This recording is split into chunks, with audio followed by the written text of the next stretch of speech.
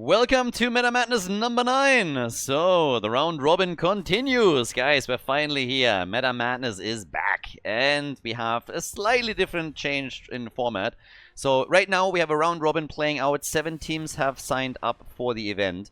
And through the round robin, we're going to determine the teams that move on to the playoffs and also the seeding for the playoffs, where especially the top teams will have an easier start, which makes it, of course, easier for them to potentially win the whole tournament. Now, the way we do this is we have now every single match consists of 3 maps. So we're not playing a best of 3 or best of 5. Every single match that gets played in the round robin consists of 3 maps. Every single map is 1 point. So you win a map, you get a point. So you can get a maximum of 3 points out of each series. So this is essentially how we are doing the leaderboard. Guarantees that we have 3 maps for every single match. Duh. Which in the context of the Meta Madness system is obviously half the fun. Meta Madness was always a tournament designed to push teams and players out of their comfort zone a little bit. We do this by implementing 2 rules. We, first of all, don't allow a hero to be chosen more than once within a series. We've been playing this for years like this. And we have pre-bans. So all of the champions, all the heroes that you see down here are unavailable for the entire tournament. Now, this number can actually be increased. As I already said, we are running this on the live stream on Twitch, of course. We have sub goals over there. And even on YouTube, as I announced in the past, every single member that joins the YouTube channel, there's a join button underneath the video player, if you watch it right there. Every single member that joins there to support the channel also counts into those goals, so that number can be increased to make the games even more crazy. So heading into the playoffs, we could have way more heroes pre-banned to end up with crazy drafts already from game number 1. But this is going to be lots of fun. So at this point, we have 11 heroes that are pre-banned. Again, that number might increase. We'll see.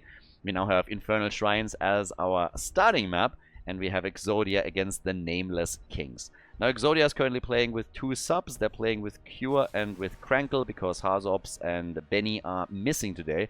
Pretty decent subs to have, honestly, but we'll see how they fare without their proper lineup. So Falstad and Brightwing get chosen over on the side of the Nameless Kings, and a pretty strong start for them too, especially considering that Dehaka has been permabanned for the tournament. So that's 1 global already gone. And when you're looking at the current list of global bans, what immediately becomes apparent is that there's a lot of side laners that got the axe. So side laners could be an interesting role as we're heading into later stages of the tournament, and especially later stages or later maps within the series itself, as more and more get played and therefore eliminated. Malthael and Muradin for Infernal Shrines right now. Whereas over on the blue team side, it's time for the final 2 picks for our first map.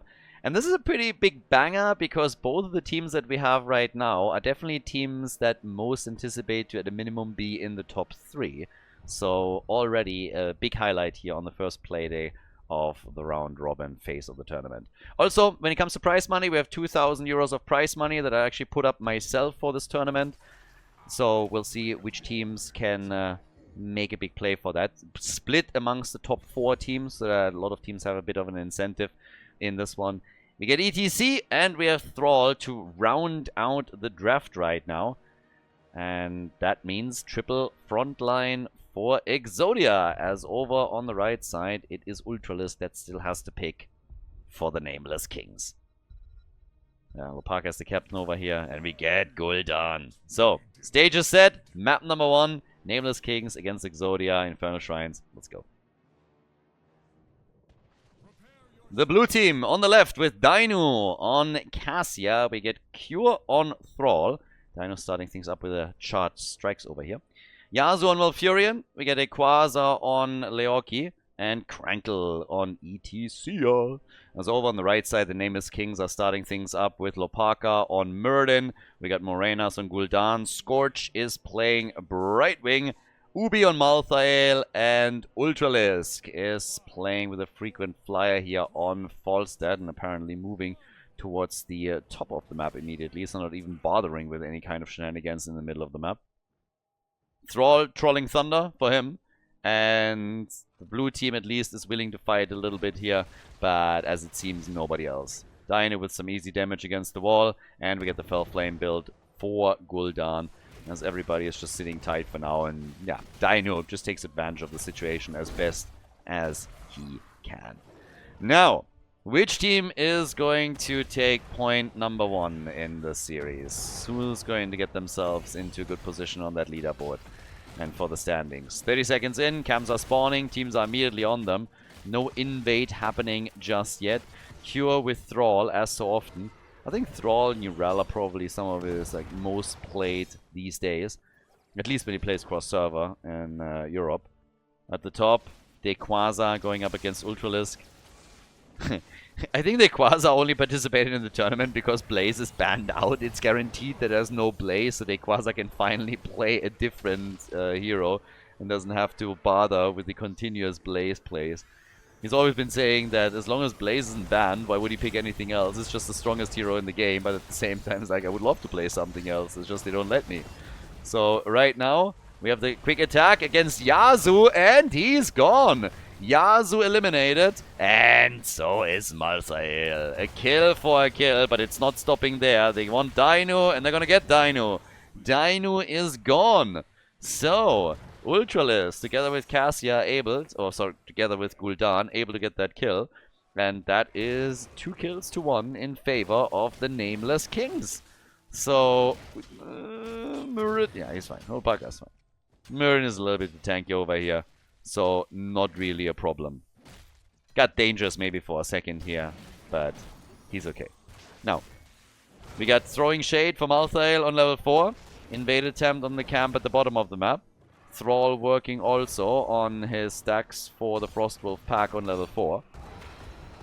Ubi with Malthael, he will definitely try to get some decent last right hits through later. Don't think that we're going to get Tormented Souls without Ana. I'm not quite sure if Cure thought that he is hidden in the bush or not, or what just happened there, but Murid was sitting right next to him. Could have even just hit him with an auto attack, decided for the Stormbolt instead. So yeah, Thrall needs a dentist now. But the good news is that you can't ruin that face. I mean, this is one that only a mother can love. So, bit unfortunate. 2 stacks for Thrall already. Lopaka firing just Stormbolts away all day, every day. And now the first objective is slowly appearing on the map. Teams are working on level 7, of course, and the red team could technically try and get themselves that early talent. But camps are now claimed on both sides, which means the Shaman camp gets locked in again. And it's time to party up here. Falstad as a global can of course ruin this a bit. Stay at the bot lane longer, get another minion wave, and then fly up top to help out. So they can leverage that global presence. And they just might. Leo is down here. Goes up against Falstad, who will get them the early level 7. And then he can turn it into a 5 versus 4. So the attack against Cure for now. Lopaka just rushing away from this. Nearly even on Shrine minions too. And Falstad is about to get them level 7. Leo's trying to prevent it and slow it down for as long as he can. But now they're going for Krankle at the top. ETC, one of the best heroes for sure. But he's in trouble. He's in the corner. And he's dead. Yeah, down goes ETC. And now they're isolating Yasuo. Malfurion dies again. Exodia now down in points on the Shrine and also on kills. Cure at least able to complete the quest. Oh ho ho ho! And Ultralisk takes Dequaza out. Okay, wins the solo here. Still has to be careful against Dino because he's currently on cooldown. Still able to get away. And Muradin slows this down a little bit. Gets some attacks in. Has no Skullcracker, by the way. Well, that would have been an easy one. Ultralisk was a little bit too low though, and Stormbolt misses too, so yeah, Spritewing helps out, but they can't get that kill. They could have waited for a Skullcracker connect if you picked that level 7 talent. They could have locked in a Stormbolt for sure. But yeah, talking about locking things in, the death of Gul'dan shuts down the attack at the top just a tiny little bit. So they opened still the wall up and got momentum. They also have a slight lead in experience now thanks to all of this.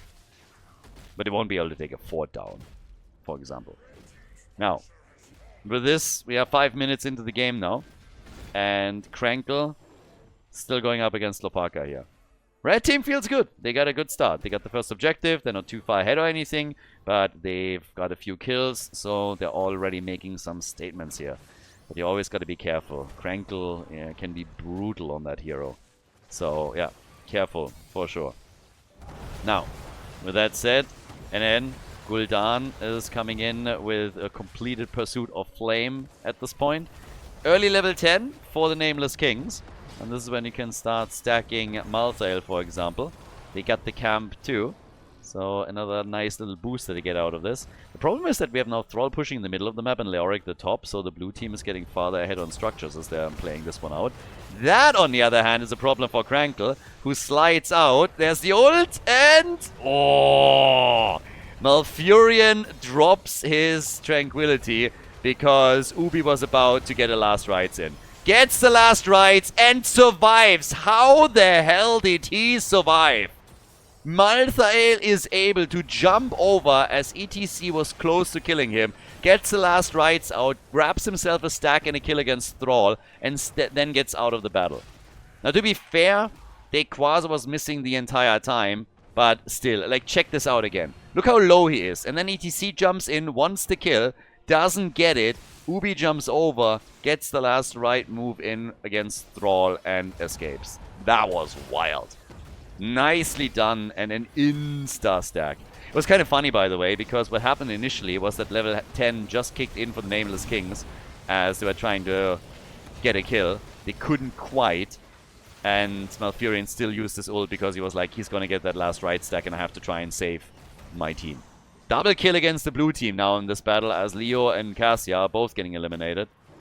Gul'dan got dropped, but it seems that in every single one of these exchanges, we're seeing the red team slowly pull ahead a little bit further. So, yeah, they're doing work. They're making big moves right now. And we have 8 kills to 3. So, all the way at the top left, Cure still defending. Well, the camp. Getting the camp and getting them the push at the top. So, Shrine at the bottom of the map now. It's going to be the first big battle with level 10 abilities for an objective. And the potential for Malthael to lock himself in a second kill. And another 5 seconds of cooldown reduction. A well-stacked Malthael can be a huge problem in the late game. Doesn't really happen all that often. But yeah. I mean, we had games where he literally completes the talent. And that's, of course, wild. 20-second cooldown on something like this is crazy. Now, top side, ETC. Yeah, he's dead. Yeah, that is a dead Krankle. Can try and jump out, but yeah, it's not happening. Just doesn't have it here. So, ETC is dead, but the blue team has heavily pulled ahead on the objective and is also pushing the structures down. So this is a little bit of an awkward one, to be honest, because they just gave up the Punisher. The ETC kill is nice, and they're now able to use that camp at the top to, I suppose, drop the fort, so I think this one's gone. But the question is, what can they do at the bottom of the map? Because the blue team is reacting in kind and is eliminating the fort with ease. And then they have to just see how far this goes. I mean, very likely the Punisher itself is not going to do a whole lot of damage, but the blue team is now going to focus on the middle fort. And it's going to try and take that one out too. ETC has with Stage Dive a global that he can use. And Krankle is defending at the top. Falstad has moved down. And is now flying towards the middle. Tries to get the gust out, I guess. Gets the position. Gets the gust. And now the question is just how much they can do with this. ETC is already gone. They forced them into the fight. Now they're trying for Malfurion and Loki. And there's the Sundering. But Malthael jumps it easily. Has a second stacked, by the way, now on his last rides. 2 charges there. And boy, they're chasing them hard. Oh my god. Malfurion and now Thrall are all dead. That's 4 heroes that just got eliminated there. And it's just a mad, mad advantage for the Nameless Kings. Level advantage and 13 kills to 4. That's just nasty. They have a 9-kill lead at this point. And now, of course, getting closer and closer now also to level 16. 10-second cooldown reduction for the ult on Malthael. But this is quite the play here. Yeah, Dainu. Nice try to escape here and is able to make it out. What about Muradin? They have a level 16, so Muradin he should still be fine. And he is. They missed out on the kill that they wanted on Dainu, but regardless, they are in the driver's seat now. Talon advantage, full control here. Another jump. Just threatening the Stormbolt. Horrify for Morenas, though. But that backfired a little bit. Use the cooldown and just push the opponent back towards safety. So they're having a lot of control here, but it's a 1-level lead, so it's comfortable. But it's nothing to write home about yet. 34,000 damage for Gul'dan, 30,000 for Thrall. Mirrodin attacked again. There's the Valkyrie to Malthael. Last rites and bye-bye. That's a kill, and that is another stack for the side laner. So, yeah, Malthael is now sitting at 30,000 damage. He's at a 15-second cooldown reduction. So, very, very comfortable position for him to be in 11 minutes into the game. I mean, they're pressuring them so hard. They're really driving them back here. It's wild. Malthael, 27 seconds on the cooldown, can go up to the top as the mid lane gets pressured. Ford losing hit points, a significant amount of them too. Would have been nice to get an auto attack in to trigger the Inspire buff. Yeah, still they get the Gust. Sundering is out. ETC jumps in. Malthael not here, and that means that Gul'dan is all of a sudden the one that gets attacked. Gets locked in by Thrall and dies. But Malthael is on his way and is about to get himself another stack. Goes for Cure, and Cure is gone. That's 20-second cooldown reduction for Malthael. Like, he is rushing this. I mean, damn, son. Cure gone. They go for Crankle. They drop him as well. Now it's Dequaza that gets targeted. And Leo is not going to make it either, is he now? Nope. Dequaza is gone. There's still a camp in the middle that is attacking the mid lane forward. And they're absolutely crushing it. Dino is dead too. 18 kills to 5. What's happening here? Exodia is getting farmed. There's the full 5-man team wipe. The entire team gets murdered. And now the world's their oyster. Mid lane pressure with a 2-level advantage. The Nameless Kings. They are certainly making a name for themselves right now. Mid lane Ford gets attacked. Ford at the bottom of the map gets attacked too. The Shrine is already active and Malthael is now making his way over for it. Would be nice for them to at least take one structure out, but it doesn't seem like they're going to get any of these. So they spread themselves out pretty thin and damaged everything a little bit. But they didn't get even a Ford with this. Maybe now Falstad at the bottom of the map can finally start to take this one out. Thrall is coming in and tries to safeguard this. But this should still be, and it is, a kill. Nice dodge! Ultralisk was of course waiting for that. But he... Oh, ho, ho, ho, they get the Gust! ETC! There's the play from Cure. They still want the kill as Malthael is going for the objective. They forced everybody down to the bottom of the map, but the kill eventually came through. So it took them a long time to drop Falstad, but they were able to pull it off. And now Ubi is just stopping short of getting the Punisher for them. It's a frozen Punisher, so they want to have Falstad back for this if they can. The bottom fort has been destroyed though, so that's 2 now gone. Ooh, but what about Gul'dan? Brightwing to the rescue! Yeah, they go in pretty deep trying to get this. Gul'dan is fine. Last rites! And that's another hit. Jesus! Malthael is turning into an absolute murder machine here. That's ridiculous. Malthael is now... They're on level 20. Malthael has 5 stacks now. 25-second cooldown reduction. Brutal. And look at this. They don't even need Ultralisk. They're getting kill after kill. Dino is now dead too. That's 22 kills to 6. They haven't even taken the objective and they're already getting value not only in the middle of the map as they take the fort down, but at the top too with the catapults in the camp. There they go. Who needs a Punisher? Punish what? Oh, Thrall? Yeah, we can punish him for sure. Let's punish him. Another Stormbolt, another body block, and down he goes. Punisher's on its way, so is Falstad. Last Rites is up again, and theoretically they could try for another one, but they're gonna go for game here. Yeah, they got level 20 talents. They have the keep eliminated before the Punisher is even here, and this is likely gonna be game. So there's the chance to go for the core. The blue team is going to try and bait into the middle, I guess, but they're following up on that quickly, trying to get a kill on ETC. But Falstad has even gone for his epic mount, so they're playing the map now. And why wouldn't they? Oh, ETC! Yeah, they're getting absolutely wrecked here. Exodia gets totally destroyed. The Nameless Kings. I mean, if they can repeat that in this series, then they make a huge argument for them to being the top dog in this tournament. But they go for the core right now. They try and take it out. And that is going to be the first point through this series for the red team as the Nameless Kings take out Exodia on Infernal Shrines. GG. Well played. We're going to head straight into game number 2, but before we do, once again guys, if you enjoy the coverage on the channel here, if you enjoy the match, please like and subscribe. Subscribe to the channel, like the video. It also helps to boost the game to an even wider audience. And of course, it helps to get people back into Heroes of the Storm as the algorithm recommends the videos to people that were interested in Heroes of the Storm in the past. So again, before we continue, if you haven't done it yet, subscribe to the channel and like the video. Appreciate it. And with that, we're heading straight into the second map of the series. The Nameless Kings with a kingly performance in game number 1. I gotta say, not bad. Quick reminder, again, this is not a best of 3 series. This is not a best of 5 series. We play 3 maps no matter what. Every single map represents a point, and those points are getting added up for the scoreboard.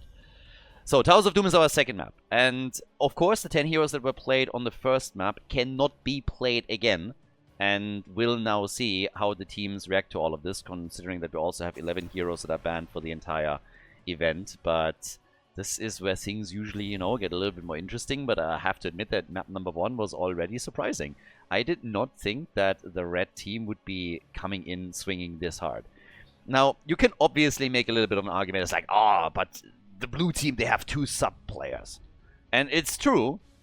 But then again, you got Cure and you got Crankle. So, these are pretty good subs. This is pretty high-level replacements that we're talking about here. And I really thought that we would see a much, much closer game 1. And this is now... this is instantly triggering a couple of questions. If the Nameless Kings can continue this and get a 3-0 here against Exodia, lock in 3 points and make sure that Exodia doesn't get a single one in this, then whew, that would be quite the statement for the leaderboard. Jumping ahead, obviously, but we'll see. Chromie as a first pick. So she gets locked immediately. And yeah, how is the blue team gonna react? I'm gonna make a prediction here. I think they're gonna get eventually, not here, Urel for Cure. This seems to be it seems to be pretty likely considering the heroes that Cure has played most of. Oh. Okay, I did not expect that. Stitches and Vikings as your first pick. Color me intrigued. Vikings unbanned out immediately, so they get locked in. I was about to say that I expect Urel for Cure given the heroes that he has played so far, but I think this has been changed very quickly now. We get Zeratul. Ubi Zeratul is amazing, by the way. I absolutely love Ubi Zeratul, and him playing this now against the Vikings is going to put an enormous amount of pressure onto Dequaza. Like, it's going to be a huge amount of pressure here. So, we'll see how Dequaza deals with this, but yes, the guy can play Zeratul. Good enough that plenty of teams ban Zeratul out against him. So, yeah. I mean, at this point, with the next few bans, let's see what we're going to get. Just saying that this particular pick for the red team is putting them on a bit of a timer here. Samuro gets banned, so it's very likely they won't get a triple frontline, and Samuro would have been one option for the Nameless Kings. What exactly is the red team now afraid of, though? They already banned Tracer, so they're clearly targeting Dino a little bit. Genji, Hanzo are both permabanned for the entire event, so you don't have to worry about any of those. This is the whole idea here, right? To push people out of their comfort zone a little bit. So, with that said and done, we got Sylvanas now. So, she's banned out too. But the team came in with a strategy. You can't play Medivh, but you can still play Uther for the stun. So they go for Uther. Stitches hook into Uther stun. Foresight has been taken, so you can't gust the opponent away. So you can't really go for any big isolation plays. Stitches is still going to play a role here, of course. But you can't go for these typical combos that you see most of the time with him. Tychus, okay. So they get Tychus into the game. But after the pick on Zeratul, I want to see what the additional front line is going to look like for the Kings. I think there's no chance that they're going to play Garrosh, Zeratul, and now add just a support and a second range damage dealer. That seems to be a bit of a stretch. So, with Zeratul hunting Vikings and trying to get kills against the backline of Exodia, who else is going to assist Garrosh up at the front? No, they go range. Alright. They're really going for Zeratul as the only second melee. So we get Tyrande, so some flip from Garrosh into a Tyrande stun. And obviously Hunter's Mark alone is already going to be great. And double mage with this. So Li Ming plus Chromie. Double mage. They're going to try and burn those down quickly. Guys, Dino is the last one that's missing. It's Towers of Doom. It's map number 2 in our series. Here in the round robin of Meta Madness and number 9. In the group stage, and we get Jaina, so we have a mage as well. A bit of burst damage after Stitches gets his Scourge. So, let's go! Towers of Doom, second map. Let's see who takes it. Let's go! Exodia on the left with Dino on Jaina. We got the Quasar on the Vikings. It's gonna be interesting how he's dealing with Zeratul here. Krankle on Stitches, comes straight in with Hungry for More. Q on Tychus, and we got Yazu on Uther. Over on the right side, it is Zeratul, played by Ubi, going for Shadowhunter on level 1. We got Scorch on Tyrande, Ultralisk on Li Ming, Morenas is playing Chromie, and then Lopaka on Garrosh.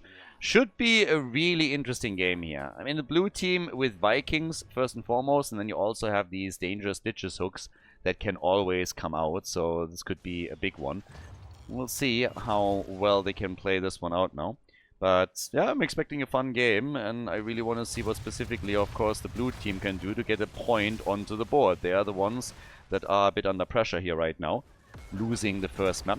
It's not really the fact that they lost the first map, it's more about how they lost it. Because, let's be honest, they got a little bit crushed there. So they had an extremely tough time. But right now, again, a little bit of a skirmish happening already down at the bottom of the map as the rotation is slowly starting up. Yeah, I mean, so far so good. But we have, for now, camps focused more so than anything else. And Vikings are getting a bit destroyed. Not only the Vikings, seems like Stitches is also going to fall. So that's the first real kill. They couldn't steal the camp away from the opponent's team. But Ultralisk is even diving deeper with Li Ming, hoping for more reset potential. That didn't quite work out, but they already have a solid kill against Stitches. And they start to make also the life of the Quasar a lot harder, as Ubi is still sitting at that side lane and starting to be super aggressive. Their own camp also about to be claimed. So they take this. And yeah. For the blue team, I think this is going to be really tough. They need to deal with Zeratul somehow, and the only real tools that they have for now are the stun from Uther and slows that we're getting from Jaina. Later on, you have Largen in charge as well for Olaf. That will help, but you also need to control, of course, Li Ming a little bit. Oh, and there's the tactical pause already. Look at that. Tactical pause coming in. Yeah, Uther, apparently, he has already started to freak out here. He got really afraid. Yazu just leaving the game, having some real trouble over here. A lot of anxiety after that loss in game number 1. I can absolutely understand it. So, yeah, they are starting to freak out a little bit. So, apparently, Yazu disconnecting. I hope he's quickly back, and yeah, then we're going to continue. But I don't think he's going to screw with the team too much. Thankfully, he wasn't in the middle of the team fight, so that's at the end of the day all that really matters. And we're back. So just a quick reconnect and everything's fine. Oh, not so much for Chromie though. Might have been a tactical pause after all. Look at that. They get the kill. Yeah, but it was a bait. It was a ruse. No, it wasn't. Q gets away. And Tyrande nearly dies. Okay, tactical pause actually confirmed. Nicely done, but really? Okay. I mean, you can't pause for every single kill now, guys. I know that you're tactically trying to discuss the game a little bit, and it worked out. You were able to take Chromie away, but now we're overdoing it a little bit. I don't think that Yasuo actually disconnected again. At least I hope not. I guess maybe he has to rejoin voice tools or something. But either way, for now, they got their kill. They took Chromie out, so that's a plus. We have level 4 talents kicking in for the two teams, but let's hope that this is not going to be a regular occurrence from here on out. Alright, so apparently Yasuo is having some severe ping problems and disconnected again. Now we got him back and they hope that everything is solved now. I mean, I hope so too. That would really be a bit annoying. They're already playing with 2 subs, now having another issue with one of your guys. So yeah, hopefully everything is now fine. First altar phase is kicking in, so generally speaking, not really too much has happened. We're 2.5 minutes in, every team got a kill for themselves. The Vikings are struggling a little bit against that lineup that we see from the Nameless Kings here. So Zeratul in particular is keeping the pressure up, which means that even if Dequaza doesn't lose Vikings, he has to be a lot more passive than he probably wants to be. The third altar, this time all the way down at the bottom of the map, with a bit of a trap already set up by Lopaka himself. They try and go for Krankle, and that interrupt went a bit short. So Morenas was just a bit shy of this. They got the channel, and actually at the top of the map, they're trying to get this one too. So Dequaza is about to lose Olaf, and then the rest of the Vikings is moving in, and we also have Tychus here. But they are going to try and see if they can get that channel at the top. Ultralisk is keeping them at bay, and Ubi is getting it. Yep, they get 2 out of the 3, and they're now fighting for the third altar at the bottom of the map. They want the full triple on this. So they have a shot to go for the complete triple and pull massively ahead on the objective as they're rotating Li Ming down, and that puts tons of pressure onto Exodia. So the blue team is not happy about this in the slightest. Zeratul is still meeting the rotation of the Vikings. They have a lead in experience, thanks to them at least. But even if this altar is lost to the Kings, they are going to be okay with how this started to plan out. Because, again, 2 out of 3, that's normally all that you can even hope for. And they're delaying this even further in an attempt to get the third one on top of that.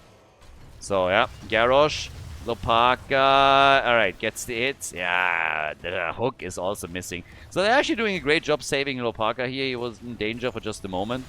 Vikings are still soaking the sides, as we're now having the control taken at the bottom of the map by the Kings themselves. And Tequaza is about to lose Eric. No, he actually makes it out. But the shots have been fired, and we are now down to 28 points on the blue team score. So the altar was channeled in. And that's a fantastic start for the Kings. Experience-wise, they are a little bit behind. Not much. Again, this evens out. Stitches is also doing a pretty decent job getting himself some extra globes, which means that his hit point pool is, of course, getting boosted. And his movement speed soon, too. But still, I gotta say, this is a really nice start for the red team. They are now 40 to 28. And we'll see if they can keep up that gap, keep that pressure up. For now, they're just trying to get some pumpkins connected with the structures at the bottom of the map, but the blue team is rotating in time to stop most of them at least. One makes it through, but that's all. And the Vikings, despite the fact that Zeratul is dealing with them well, the Vikings are still helping to provide a small experience lead for Exodia. The dodge on these hooks, on the other hand, they're solid.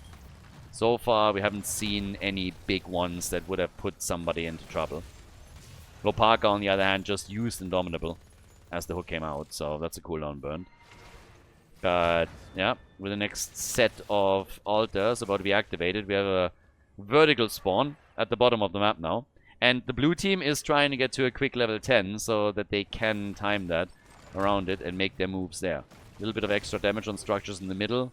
Doesn't hurt either. But here come the heroic abilities. No surprises, everything as expected right now. And for the red team, they need a little bit more experience if they want to do something. And Chromie is in a really big... Yeah, she's dead. She should be dead. She is dead. Yeah, Chromie's gone. So, nice flank. They completely cut the path of retreat off. They got level 10 now.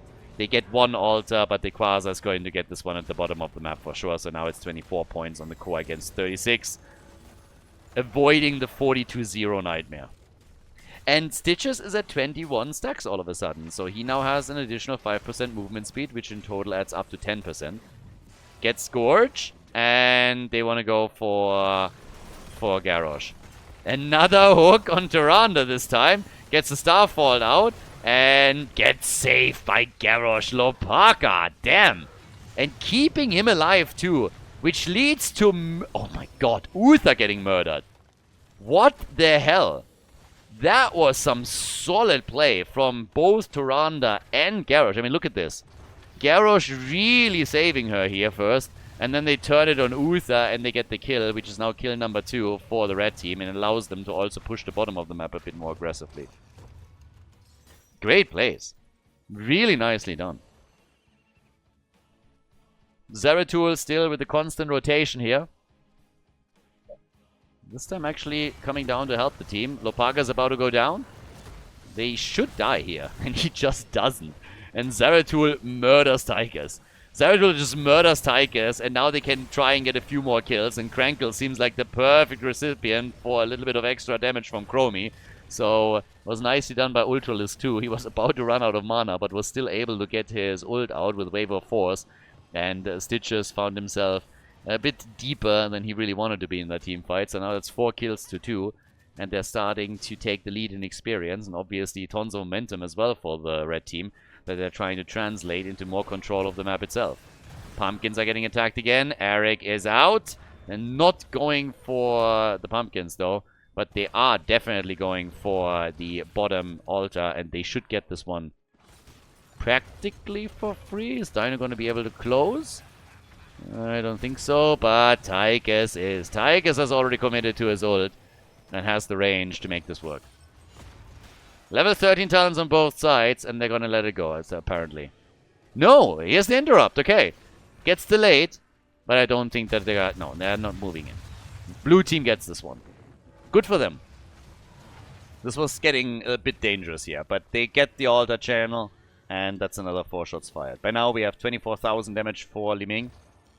Easy top damage in the game. I mean, look at the damage numbers between the two teams here.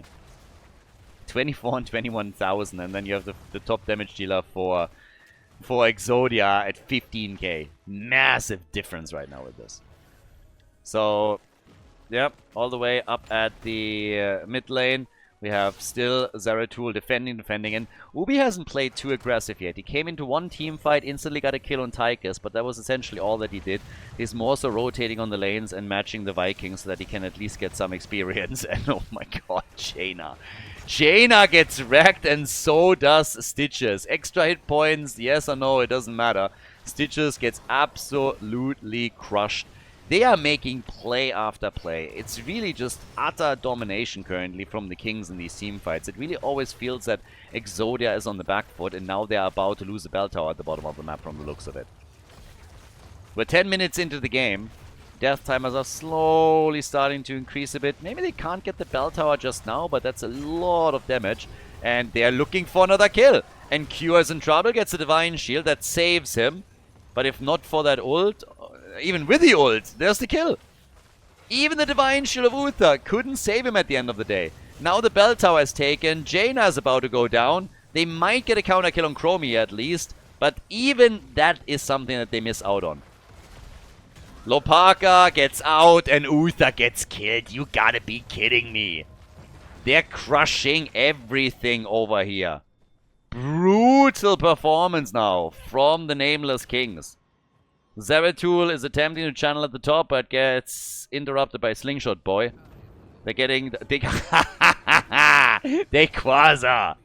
He snuck it in. He actually stole it. He stole one, and now they're trying to, at a minimum, get the one on the left. But that was awesome. 1.5 level gap between the teams, but the Vikings steal the altar away. Fantastic. And I'm not sure they can get this one. With Stitches being around and just waiting for a nice hook now that he has the hook extension on 13. So, I'm not quite sure what they're going to do about this here. It's going to get a bit awkward. Unless, of course, they can get kills, and they're hoping for some. But, well done. Chromie, she's fine, gets saved, and Stitches was hoping to isolate this, but couldn't. Blood Craze on 13 into the Seasoned Soldier for Garrosh. We got Mirror Ball, and we got the Celestial Attunement now for Tyrande. But here comes the next hit. And boom! 3 more shots. So, at the end of the day, it is the blue team that wins the entire objective. They won both of the altars and fire 6 shots against the opponent. And now it's 24 to 26 points on the core. So this is actually kind of wild when you think about it. There's a big gap in experience because of this huge team fight we had recently at the bottom of the map, where then the Kings really pulled ahead. But when it then came to the objective and actually delivering damage to the opponent's core, they completely failed because they Quasar kind of outplayed them on the macro level with the Vikings a little bit. Now for now this worked out.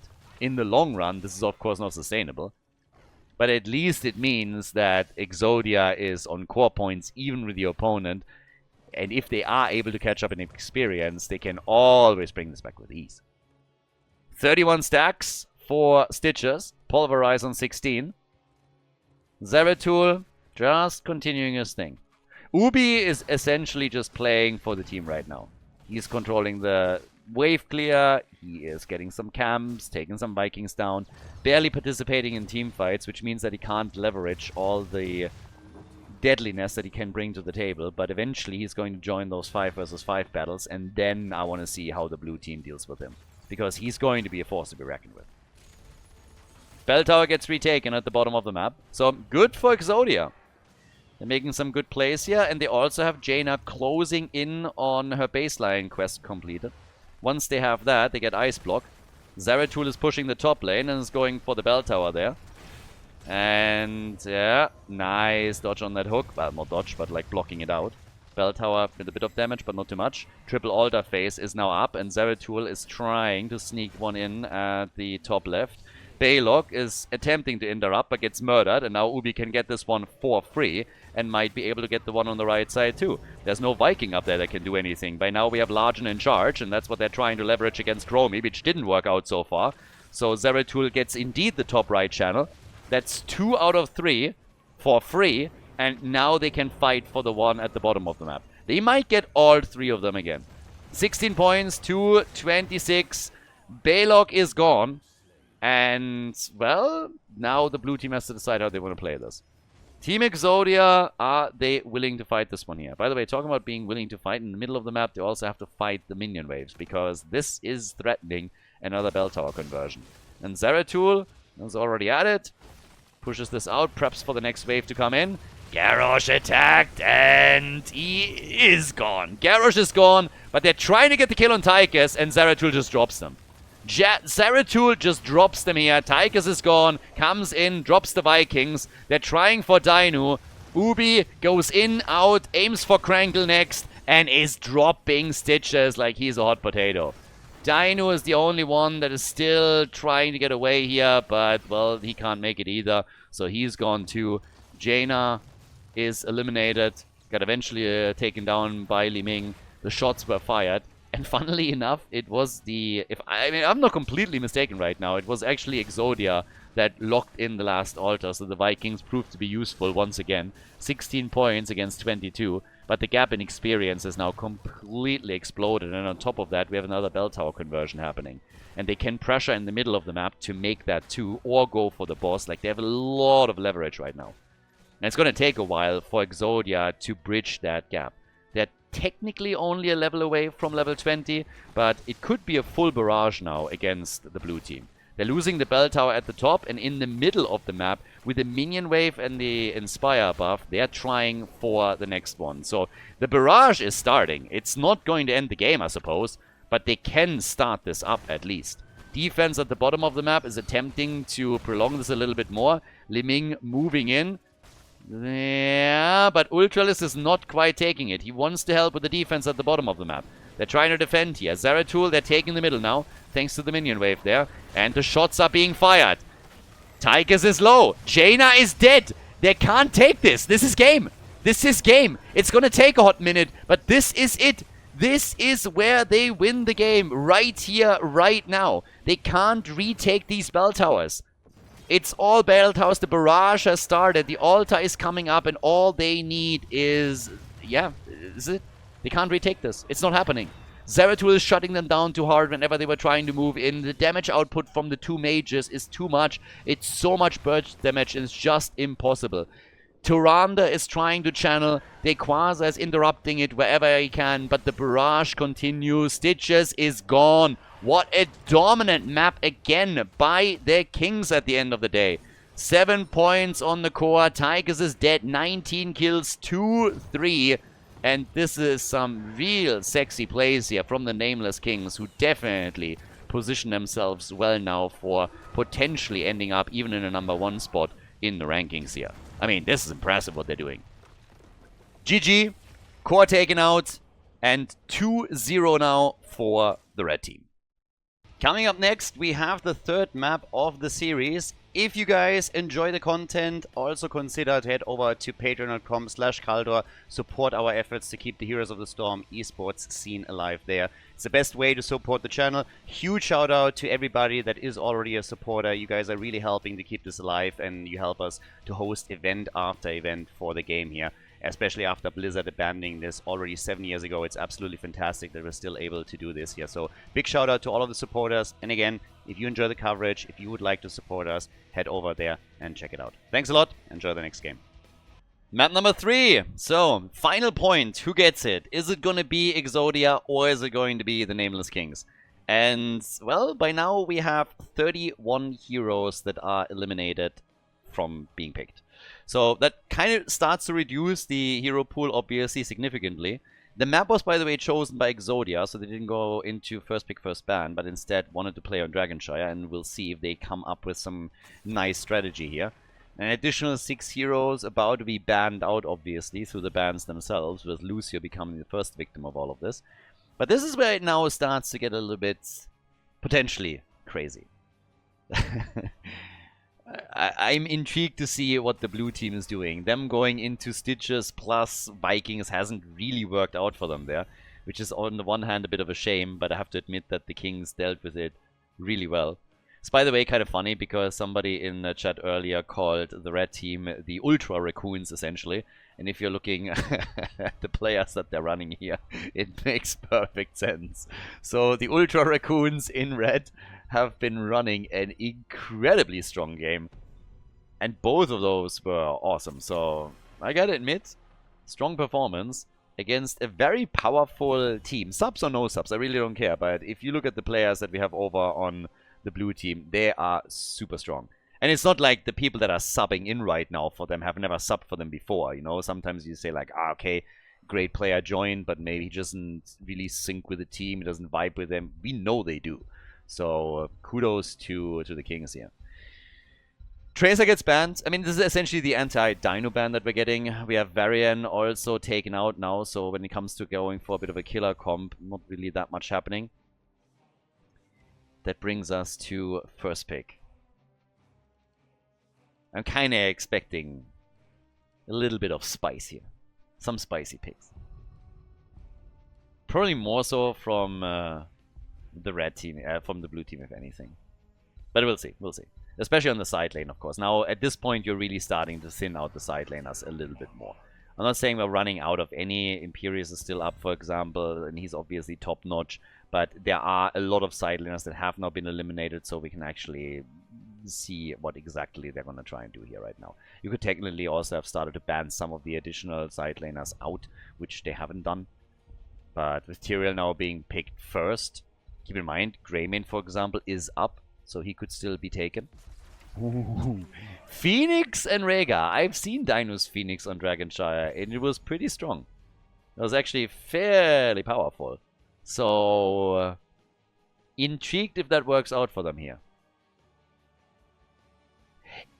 Even with that, I wouldn't have thought to see Fenix this early in the draft. As a priority, prioritizing him that highly seems a little bit strange.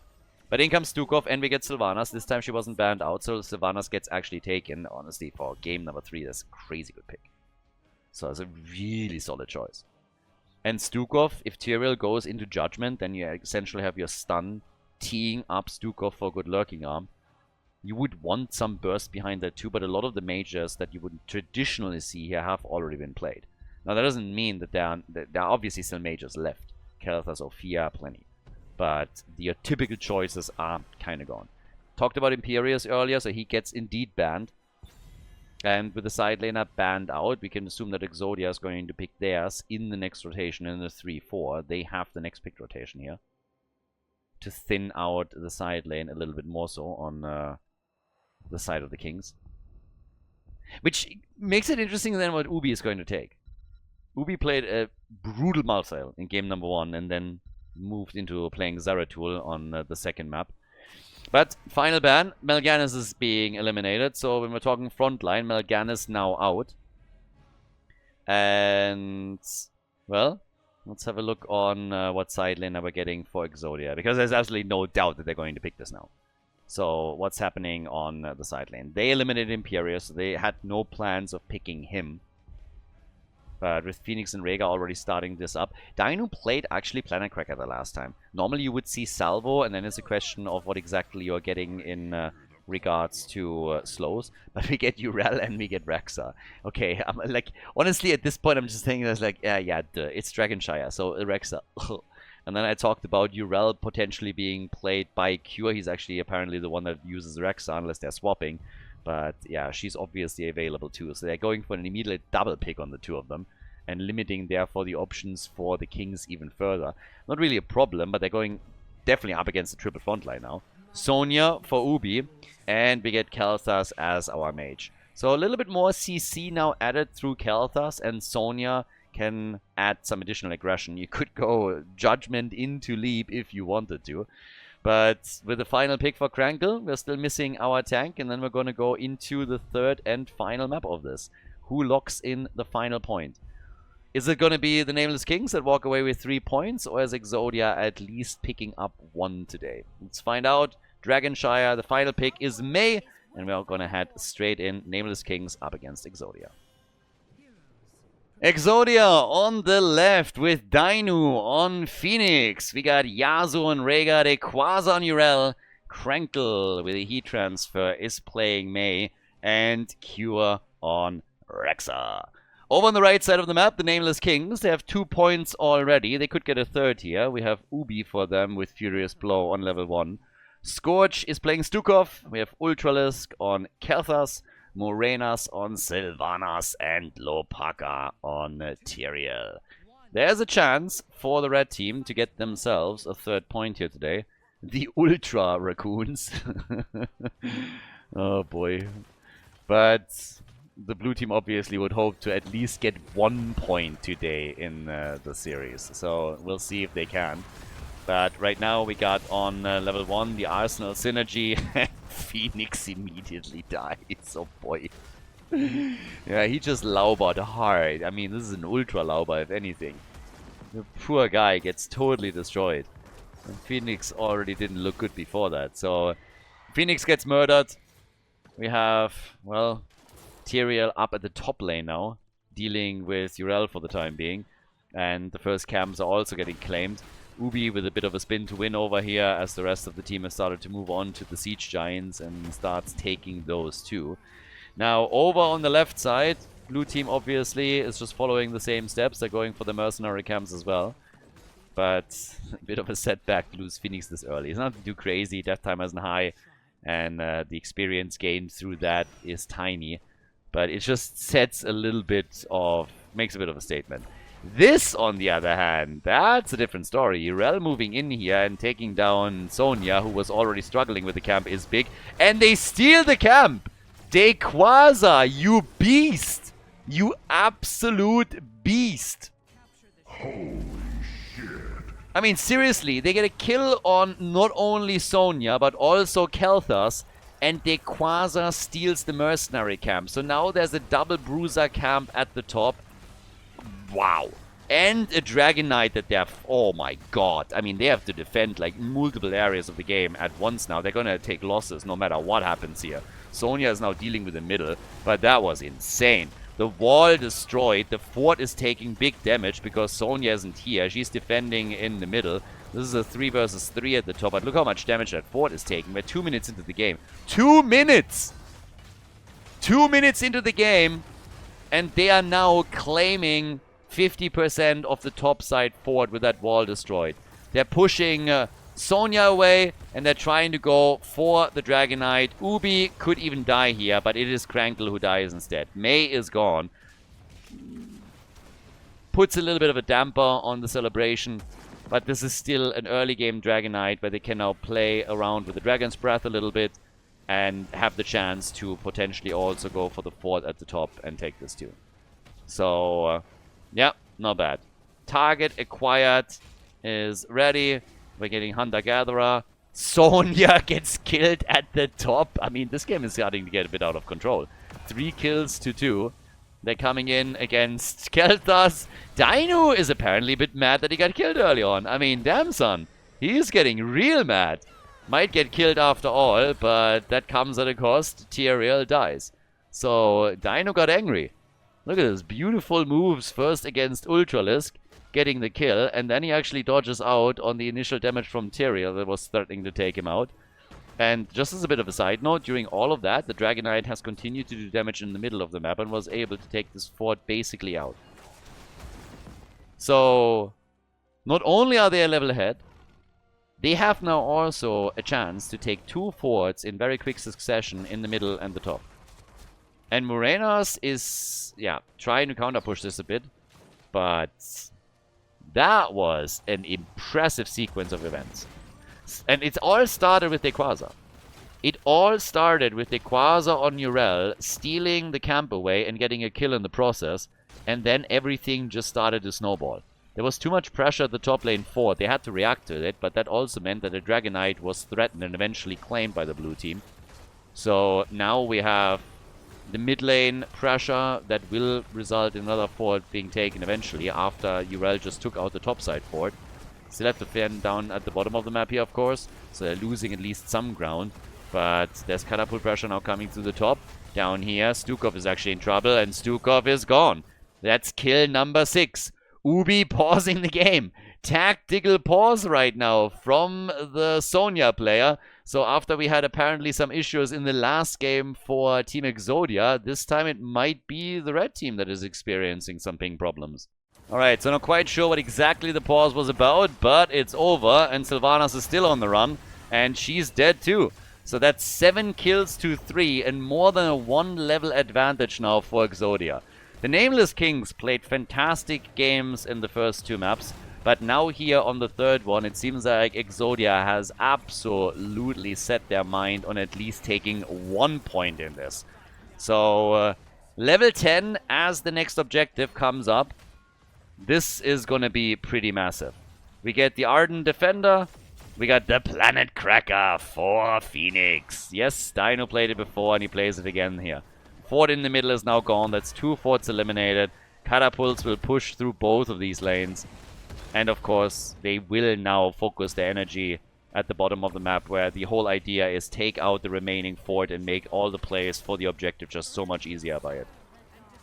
Still a level missing for the Nameless Kings before they get level 10, so this Dragon Knight should actually be free. Oh, but it isn't. They are taking control at the bottom of the map. Rhaegar isn't here. He's going for the camp, so they're actually spreading themselves out pretty thin. But yeah, they could still claim this. Fenix is now helping out, so that's part of the plan to just accelerate this slightly.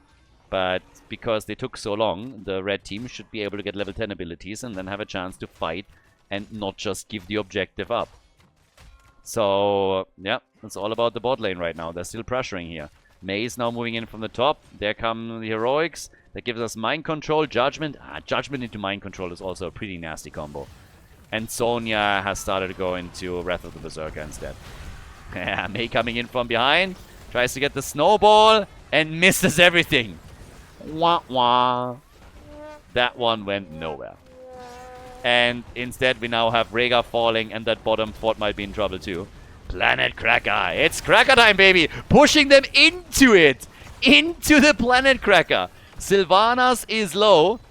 She's not the only one. Sonya is also having some hit point problems. But they are getting out of this, I think. Tyrael gets pushed back into the fight, basically. But while all of that happens, we had more damage done from Urel at the top, and she actually set this nicely up topside so that this wall is falling. The gate is gone, and they're also losing some of those towers there.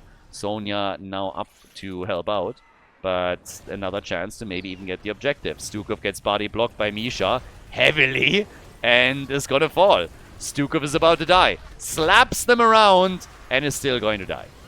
So 1 kill on Stukov. Ancestral on Urel after she popped her ult to double control on the shrine again, and Urel is already on her way towards the middle. Is going to try and get the channel, but she's too late. Urel is too late, but they are extending that lead in experience. I mean, damn, they are ahead now. 13 is on the board. Talent advantage once again. Urel topside once more. And the red team is fighting back. I mean, I give them that. The Nameless Kings are really now trying to fight back here. And do okay with this. But the problem still remains. We have Exodia in the driver's seat. 1.5 levels of a lead, 8 kills to 4, and threatening the objective over and over again. And now they're going for the team fight in the middle. This is the only chance for the Kings to try and prevent this from happening, and they get their kill. But the Dragonite has been taken. That's the price. That's the price of taking out Dino. They get the Dragonite, but they lose Fenix. Now, even if the Dragonite just defends, they're going to be fine defending here, because, again, Dragon's Breath is going to run this. So, down at the bottom of the map with the Siege Giants in, they're, of course, going to try and get some value here. We have the Dragonite moving topside. I guess the red team could sacrifice a few more heroes for the defense there. Khaldor's just getting kicked around. I guess at the end of the day, what you really want to do here is just take those towers out. Make sure that if there are Winions pushing later, that they have a good chance of dishing out decent damage. But nobody is helping Khaldor out. He's the only one dealing with it. And down at the bottom of the map, yeah, they still defend it here. So he's getting some damage on that keep. Nothing too noteworthy, especially now that Ultralisk is also moving back. So we have, well, not only him, we had Khaldor earlier, but now we have also Stukov. And Urel is easily just moving away from this. But at the bot lane, they are still opening that wall up a bit. Mind control missing, so that it didn't connect with anything. We still get some extra damage in for free on Sonya. But, yeah, sliding out there again. Damage output 36,000 for Sylvanas. And, well, on the other side we have 33,000 for Fenix. And they won that camp! Yeah, this time it's not getting stolen. Planet Cracker again! It's Cracker time, and it burns Stukov. And Sonya died too. Stukov and Sonya both die, but especially Stukov was hit hard by that Phoenix ult. And now we have 10 kills to 6 and a 2-level advantage, which gives them a level 16 lead. So that 16 talent advantage is massive. Also, ult connected, and that's the end of Tyrael. Tyrael is day 2, is gone too. And it's crazy. Yeah, Exodia is kind of flipping the script a little bit on the Kings. I think after game number 2 and how dominant they were in both of the first maps, the red team felt very, very confident and thought that they could absolutely crush this here. But it doesn't seem like they are able to get themselves a 3rd point through the series. For now, it is Exodia that is running the show and are going for another kill. Hello? And yep, that's Sylvanas. Bit too overeager. She was confident and paid the price. 12 kills, 2-6, and still maintaining the 2-level advantage. Now, Dequaza does not have his ult, and yeah, he dies too. So, talking about being overconfident, it seems that's not only a problem that the red team has occasionally, but we are seeing the same for Exodia. The fight is coming through though. Phoenix could go brrrr in another 7 seconds, but they're retreating. And the Kings are going to get level 16. You shouldn't count them out here. If they have a chance to wreck you and come back into this, they will use it. So you give them opportunities at your own peril. 16 is now ready. Still a couple of mercenary camps that they can go for, and Lopaka is trying to steal it away. Yeah, jumps in, and he's gonna get it, isn't he? Yeah, not yet, he could, but he didn't go for it. They're still fighting this out. Mind control, and the red team steals the camp. So now all of a sudden they are the ones who get the double bruiser camp at the top. To be fair, the one earlier probably did more, but this is still a nice push to have, especially with the Inspire mechanic kicking in. Phoenix going brrrr doesn't help them this time. Mei and Rexa are both dead. Are we seeing a comeback here? Are they actually starting a big comeback now all of a sudden? That top fort is gone. And they still have lots of tools on the map with a 5 versus 3 numbers advantage that they can use now. So this got really interesting here. Maybe the Kings are pulling this off after all. That would be a bit wild. So, yeah, here's the move. We already got up at the top another mind control play. Dino dodges it. Yeah, Judgment though, that one connects, and the follow-up from Stukov is there, and that's a dead Rhaegar. They are trying to delay the objective being claimed, and the only thing that happens is that it's get taken anyways, and we have the kill on Rhaegar. Rhaegar is gone. That Judgment combo was perfectly executed into the corner, and now we're gonna see another fort fall. And down at the bottom of the map, I mean, it's realistic to assume that this one is not going to survive too long either. Dragon Knight is going to move down to the bottom of the map and is now going to grab this one as well. And all of a sudden, the teams are tied in structures. Stukov getting killed again, though, as you have a 5 versus 4 on the map and your opponent doesn't have a support. That hurts a little bit. But they closed the gap in experience, partially. So now we have level 18 versus level 19. 13 kills to 10. And yeah, they're looking pretty good. 57. Tyrion is the top damage dealer actually in the game. Not only in team, in the game. 58,000 damage against 51,000. And that is quite something. With 51k for Fenix. So, yep. 4 deaths on Stukov. He's the one that got farmed the most so far. Just the final camp on the map now that the Dragon Knight is gone again. Well, Bruiser camp over on the right side also still in play. But here's the level 20 talent. So the blue team with Cascade. We get them also with Kill Command. And of course, thanks to the level 20 advantage, maybe now a shot to push this again. They've lost most of their advantages. All of the structural advantages that they had are pretty much gone. They're a little bit ahead of the top lane, I guess, because they took that wall out earlier and started damaging the key, but it hasn't taken too much damage. Now, as long as the Kings are able to close the experience gap, we will still see teams fight on even footing with everybody losing their forts. So if Exodia wants to run the advantage here and get a little bit farther ahead, then what they really need to do right now is leverage this. You also get the Armageddon beam. So that's going to be a big one. The cooldown reduction on this thing is wild. And, of course, on top of that, you also have the width increase, which is quite helpful.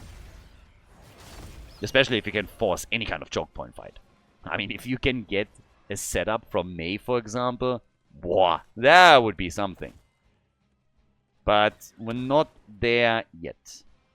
They're looking for that fight, though. Tyrael is going to escape here. But they can still push this a little bit. And here comes level 20. So now we have a dead even game. Now it's dead even. The Angel of Justice, the Flamethrower. Misha is getting mind controlled and eliminated. Now that they have the Dark Lady's Call, there's absolutely zero reason to not do that. The cooldown is so ridiculously low that you are basically winning the cooldown battle. Not by much, but again, just take Misha out whenever you have a chance to. Why wouldn't you? So, it's all camps that are being claimed because the objective isn't up yet. But we have it pop up in another 10 seconds. And, yeah. Then the party really starts. Is Lopaka... Are they trying? Yeah, okay. For a second they were thinking about it. But no. So, a couple of ults already used here. But the camp is claimed. And now the objective is up. Misha is already wreaking a little bit havoc as she goes a bit deep. And Tyrael gets the kill, yeah, with Sonya's help. Mind control again out. Here comes the BRRRRR. And that's big damage right now from Fenix. And Stukov is gone again. So they teed it up as expected with Mei. But that's the end of Sonya. And all of a sudden they're in real trouble. Yeah, that's 2 heroes down. So it's now 5 versus 4. And you got a Dragon Knight up on the map at the 17-minute mark. So now this is going to start to hurt. There's already pressure at the bottom of the map with siege giants that are pushing in, so they're going to try and defend this, I suppose, before the blue team is ready with the objective. But Urel grabs the Dragon Knight. We have now 71,000 damage for Tyrael, 63,000 for Fenix, but the blue team has finally started to take a bit of a lead on this again. Quest completed for Rexa. And now the chance to push the bot lane. They get the kill on Misha. Misha gone. But there's still 2 heroes eliminated on the King's side. So they have 20 more seconds until Sonya is back. That's a lot of time to work with the Dragon Knight and start to get structure damage in. Yeah, they should be able to get that keep here. Dragon Knight already does enough damage. Another beam. Capitalizing on the slows here. Ultralisk is low. Mei is the one that dies though. They're kicking Kel'Thas, but he doesn't fall. And the Dragon Knight wastes important time on the keep where they could have attacked the structure instead. But talking about keeps, there's a keep at the top lane that is currently falling to the Winions. And this one they won't be able to save. So the chase is on at the bottom of the map, but very likely the red team is now going to lose their topside keep. The catapult is already doing an enormous amount of damage, and I think the Winions are going to eliminate this. They can actually save it. Damn! Alright, close call, but they save the topside keep. Oh boy. Oh, that would be quite the comeback here. To be honest, I mean, it doesn't matter how many the only reason why it matters how many hit points your keeps have is because if they're low, your opponent has an easier time to just sneak somebody in and take them out. But outside of that, for catapults, it doesn't matter. It matters once that the real big pushes come. If the structures can slow the opponent down. A full HP keep, obviously, is going to slow the opponent down a lot longer than if he just has a couple of hit points left. But for catapults alone, it's just important to keep them as long as you possibly can so that the lane pressure doesn't add up too much. And right now, this is what the Kings are doing. They're holding on. Barely, but they do. And all they need is a good team fight. Same is obviously true for Exodia. And the last few fights, let's face it, have been going much, much better for them. So the blue team with 16 kills to 12. Next objective comes up in another 20 seconds. And, well, we have, by now, still... Oh, are they trying to go for the camp here? Both of the teams are eyeing that a little bit. Misha is there. And not really committing. There's siege giants at the bottom of the map, and Urel is pushing the top lane out a bit too. Mind control. Mei, she's fine. Still gets out here. It's a really nice tool to have for Sylvanas. It's not a big cooldown that you're burning. The cooldown after level 20 is absolutely ridiculously low. And that means that if you get a connect and can just do some damage, it's always worth it. And that's what they're doing here. So Fenix is getting the control at the bottom of the map. So they're threatening the Dragon Knight again. Oh, yeah. Urel? The hero minion! The absolute Chad! This is Chad right there. Look at him. Chad is at the front. Chad is going into battle. And he's still surviving. He killed the minion. He knew exactly what his job was. And now he gets killed by Dino. Unbelievable. Chad is gone, but his memory will live on. Interrupting the channel on the Dragon Knight. Best footman right there. Absolutely. Kel'Thas down at the bottom of the map, by the way. He took the shrine for them. So now they have at least that control. And in the meantime, the red team is defending against the topside camps. So they still got to deal, of course, with those bruisers as well. They have their own camp now pushing, that's helping. But slowly and steadily, we have the red team pushing their way towards the top in an attempt to get the additional shrine. 12 to 16. It's going down to the wire here. 21 minutes into the game now. And there's a bit of a pressure play at the bottom of the map through the catapults that are coming in. But they're trying again for Tyrael. Brrrr, and goodbye. Stukov, I start to feel sorry for him. Stukov gets murdered again. Rhaegar with an instant ancestral as he sees that he becomes the target. And this is going to eliminate Sonya at a minimum. Might eliminate more, but Yasuo is also gone. So they at least get a kill on Rhaegar. Yasuo is gone. The camp at the top is going to eliminate the keep. This top lane keep is gone 100%. They can't save it any longer. That one's a goner. But, well, even with the keep here gone, can they defend? Because the Dragon Knight seems to be inevitable, right? Rhaegar is dead. This is the one good thing. There's no sustain. And Tyrael is trying to stop Dino. And he's too late. Dragon Knight will be claimed. As long as... if Dino escapes... Nah, there's no judgment or anything. Now we got the Dragon Knight, which means that the second keep is about to fall. With Rhaegar, all of this would have been way better for them. Because him missing means that whenever they get attacked, there's nobody that can press the panic button and get them an Ancestral Wrath or just general sustain. But if they get the keep at the bottom of the map, that's a big win. So May gets attacked at the front. Still fine here. 2 keeps would be amazing. But the defense, again, is doing well. And it's all centered around Rhaegar missing. So it's a 5 versus 5 backup on the map now that Rhaegar is reappearing. And they didn't get anywhere near that keep so far. The defense holding on strong here. Really. 102,000 damage from Tyria. Ridiculous.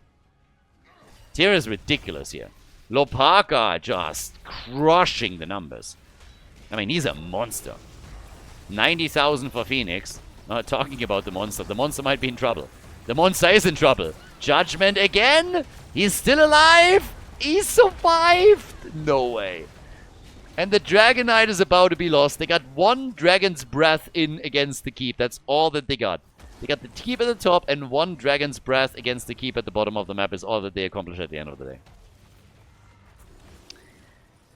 Alright, so that is now level 24. 18 kills to 13.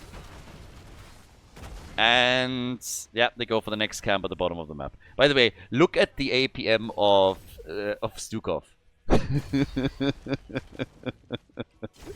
Scourge, Scourge is efficient. He's German. The German efficiency. He's not, but he could be. I am only going for the clicks that make sense. Nothing else. Yeah. Okay. Well, here comes the beam again. And they go for him once. They're targeting him every single fight, and he has nothing to escape. There's no tool to keep Stukov alive. It's only positioning, and with a beam just reaching that far, that's a problem. Sonya gets killed too. I don't see a world in where the red team wins this. They're losing too many heroes too quickly. And now Tyrael is gone as well. So this is going to be the conclusion of the bottom keeps journey. That's going to fall right here, and then they're going to go straight for the core. I don't see a world where they can bring this back. It's just not happening anymore. Stukov, they can't save him. The attacks are too much. He gets slowed down, he gets stunned, and then he dies to the Planet Cracker. And then afterwards, Sonya gets every single time targeted as the second objective and eliminated. The core slowly falling. Exodia! They put a point on the board. They're not losing every single map here. So they're at least able to win one. The Nameless King still with 2 points out of the possible 3. Really nice series. Lots of fun. GG and well played.